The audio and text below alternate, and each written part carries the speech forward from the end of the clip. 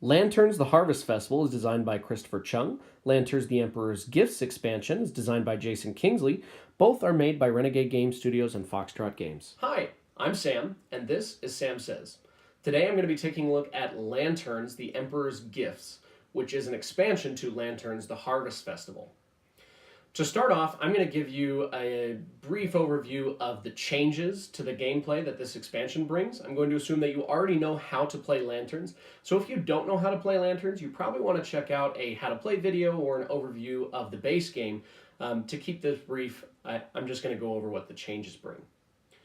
So the biggest change that we're going to look at just to start off is at the beginning of each game, you are going to choose 2 of 5 random variable conditions that will affect the way that you play the game. These are really cool. They go anywhere from being able to rotate a tile before you place your new one, being able to make a dedication at the end of your turn instead of before you place your lantern card, which, believe me, is huge. You can also have a way to exchange your favor tokens for wild lanterns or for extra lanterns instead of your typical 2 favor tokens for swapping 1 lantern for another lantern of a different color. In addition, it's going to open up a new stack of dedication tiles, so more victory point options.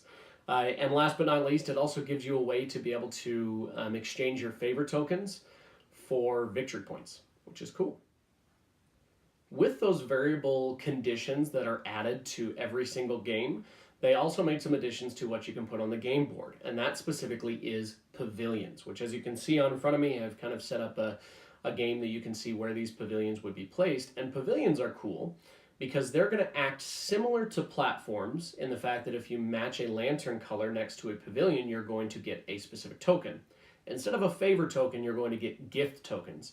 And gift tokens are what's going to power up your ability to use one of those variable conditions every single turn. However, every player will have their own colored pavilions. The Emperor's Pavilion, which is yellow, is going to start off right in the middle of the map. So they gave you a new map tile to start it off with. As you place your own pavilion on the map, it is going to give you the option of gaining gift tokens on other people's turns as they place their lantern cards next to your pavilion and match colors. So the big question is with this, did the changes to lanterns make it better? Personally, I liked Lanterns a lot. I thought it was a solid game. But these changes that they made to it made it so much better. They took a solid game and they made it into a great game. The cool thing about the pavilions is it adds a lot more stuff on the board and actually makes the board look nice. This is already a game board that looks cool, just because of all the different colors and matching up and being able to get lanterns with all of these wonderful different patterns on them. But adding the pavilions, it really adds an aspect to the game board that is cool. It gives you some kind of 3D to it. I really enjoyed that. As far as the gifts go, the gifts being able to power those variable conditions every single turn really brings an entirely new aspect of what do I want to go for more. Because in the previous game, you really were focusing a lot on getting those favor tokens so that if you didn't get the lantern that you needed, you could swap out to get it with your favor tokens.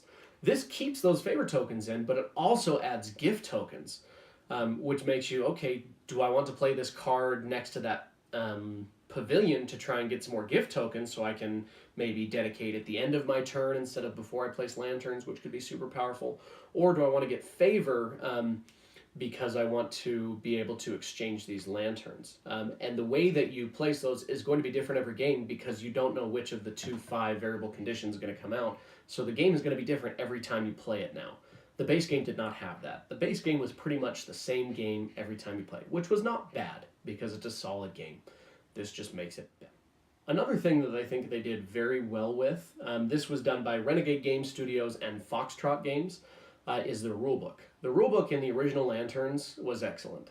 I really enjoyed that they gave you very specific examples at the end of the rulebook and it seemed as though every time I ran into a sticky situation with the rules, is in, okay, what happens if I place this tile here next to this platform and this platform?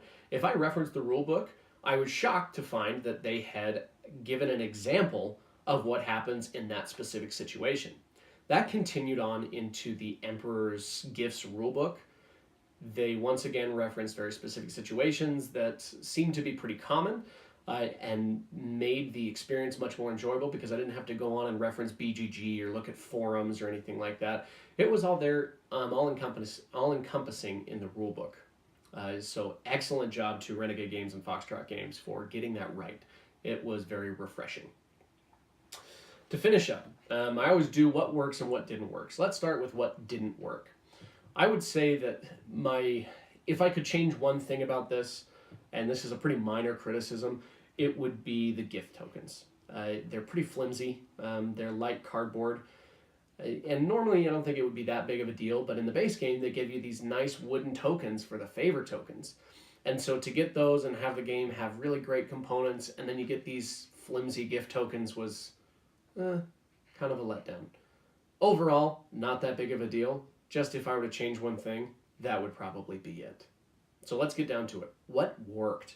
What was my favorite part about this expansion? And it has to be the variable conditions that you can have each game. I love it when the game can play differently each time you sit down to the table. That's something that the base game did not have. It was not unique every single time you sat down. It was still fun, but it felt the same game. This gives an entirely different feel. You come to the table and you don't know what to expect, and I love that. Overall, if you have lanterns, I would call this a necessary expansion. I don't say that about a lot of expansions. I am a completionist, so generally if I have a game that I like, I'm going to get expansions, even if it doesn't add a ton to the game. I enjoy having my collection complete. However, this expansion builds upon lanterns so well that I feel you need it. So if you are on the edge about whether you want to get it or not, you should. Absolutely. And if you're on the edge about buying lanterns itself, just go ahead and buy lanterns and immediately buy the expansion with it, because right out of the gate, you're going to have a better time playing it. So that's it. That is Lanterns, the Emperor's Gifts. It should be released, I believe, early January 2017. So keep an eye out for it, and I'll catch you next time. Thanks for watching.